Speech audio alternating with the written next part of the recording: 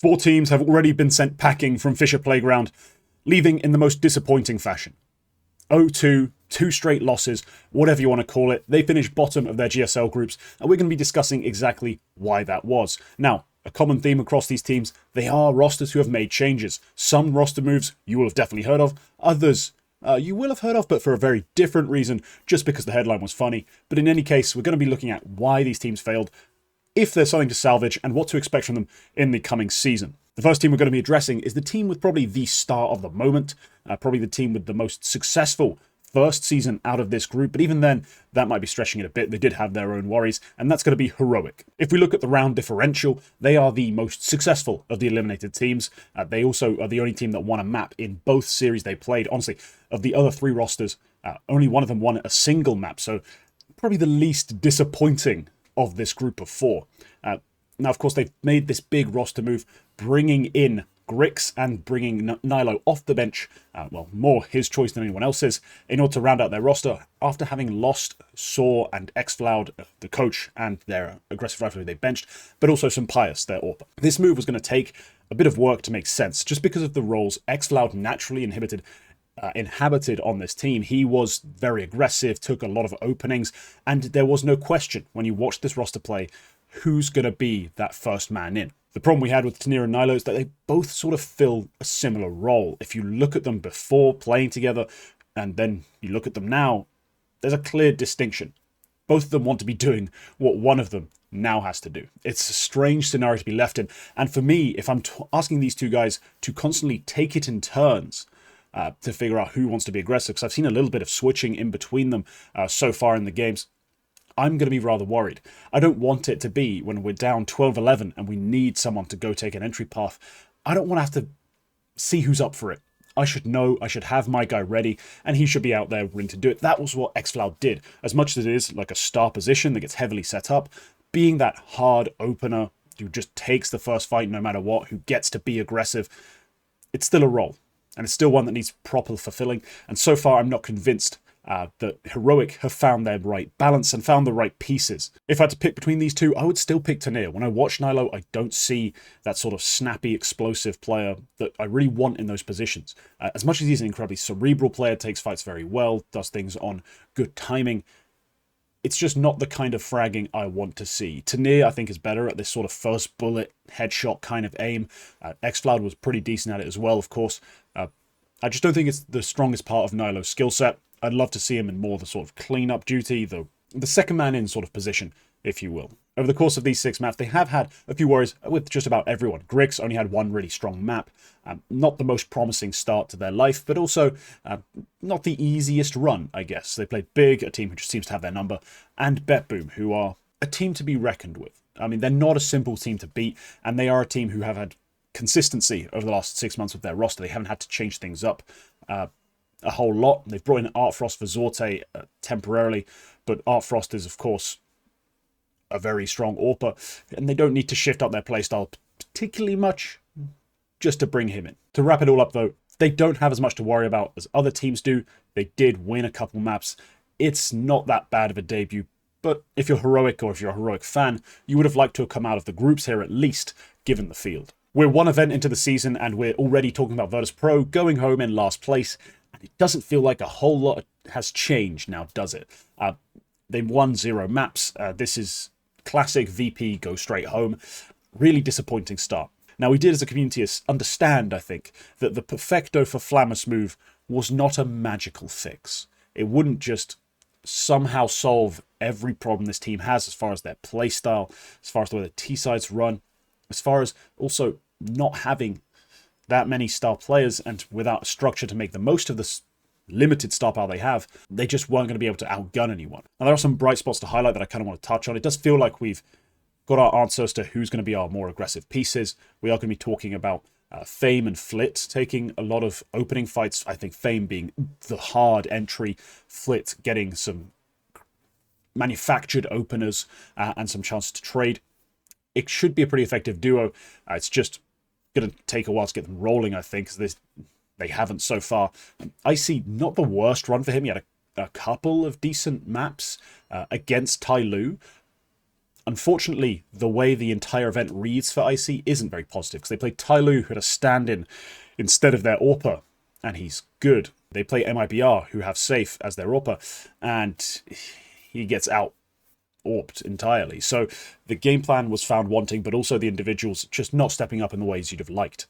Electronic's role in this team gets more and more confusing. He's no longer really that hard entry. He'll do it a bit, and on CT side, he doesn't really feel like he's creating that much for his teammates either. Yet he can't frag, so I'm befuddled. I still think this team needed more holistic overhaul, just more players cut, more changes to actually make them work. Perfecto for Flammus might have been a good start, but realistically, the solution to this team's woes was use Flammus correctly, not replace him with a support and try to get someone else to be aggressive. There was a lot of problems with how that team used to play. I don't think they've changed much so far. Wildcard entered this event with one of the tougher rosters to make work, and honestly one of the tougher pairs of teams to play to try and make it out of this group stage. The first map and a half, you're probably watching it, and if you're like me, you're thinking, they've made gold out of dog shit. Like, how have they spun that into this? And then they swiftly collapsed in the second half of map 2 and map 3, and then proceed to get absolutely embarrassed by Fury. It was, overall, not a great showing. Jaber and, honestly, everyone else not named Susp played an incredibly mediocre event. I mean, even Susp only had that kind of juice for about 2 maps before he himself took a bit of a step back. It really wasn't a great opening to the new Wildcard roster with Peeping and Friend.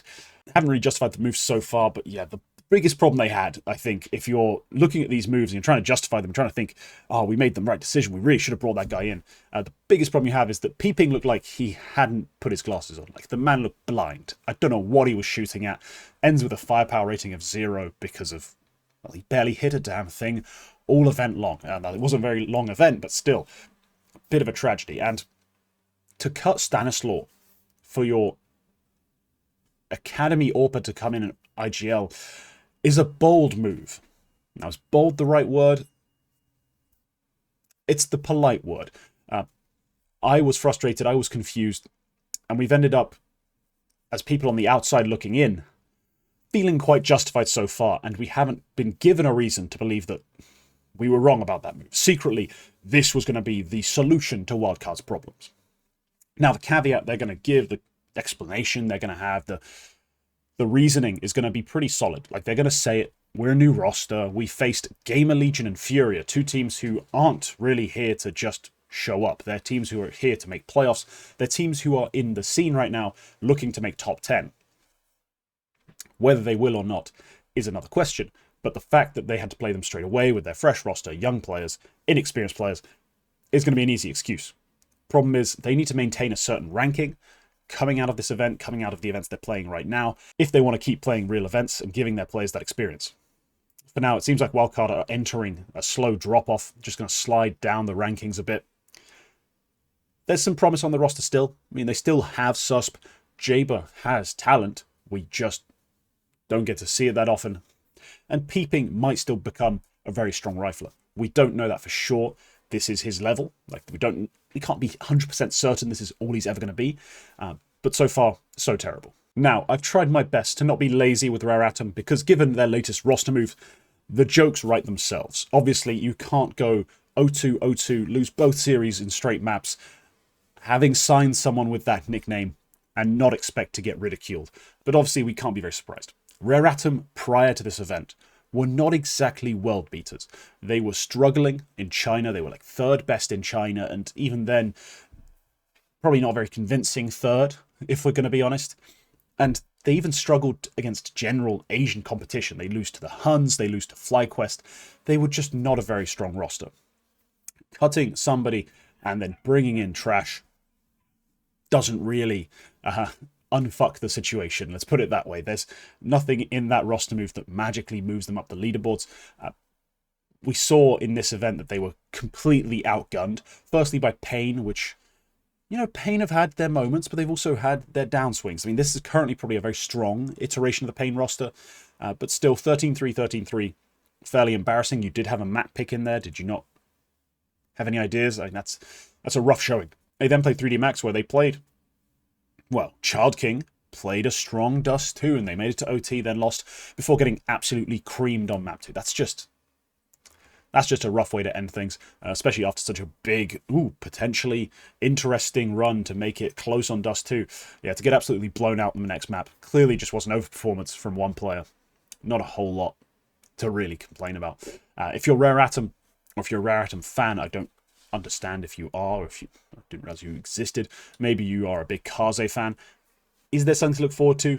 It doesn't feel that way. I'm going to be honest. I'm just looking around the Chinese scene, looking around this roster, what could happen, what needs to happen. Outside of an emergence, like Trash takes the next step. He was not really played a whole lot of top-level competition before. He's not a very experienced, very well-known player. Maybe if he adds a bit of experience, a bit of confidence to his play, maybe something clicks in his mind, because he has a few HLTV maps he has pretty high rated, not exactly against insane competition though, but if he's able to figure some of that out, bring out his mechanics, use them in a positive way, they can probably be better than this. The question is, can they be better than 3rd in China, like 6th in Asia? And that's excluding the Mongols, basically. Probably not. Probably not. It's going to take a dramatic turnaround, a return to old school Kaze. Like, we're asking a lot for Rare Atom to suddenly become good. I'm not too bothered by the fact that they went out this way. That's a weird way to say it. Like, they went out dead last. Are they the worst of the teams? Yeah, they are the worst of the teams in terms of round differential. And it's honestly about what we should have expected. And I don't think much is going to change in the future. But hey, they are in the right region. They could get some free invites. They could get some layups as far as the major cycle is concerned. That's always possible. But given the changes, maybe not even that. So Rare Atom, a team on the decline, a team on the way out. They're going to need some things to change before I really take them seriously again. All right, thank you for watching. Sub if you want to see more, like if you enjoyed, of course. This was a little bit of an impromptu video, just had a half hour this morning. Summarize some thoughts from the first couple days of Fissure. We'll be talking on stream probably today. It probably comes out as soon as the stream goes live, about some of the other matches, some of the other performances, but we're going to be looking at the positives on stream. We like to be positive. Watch players dumpster people. So tune into the live stream if you want to see all of that. But yeah, that's all for this one. Goodbye.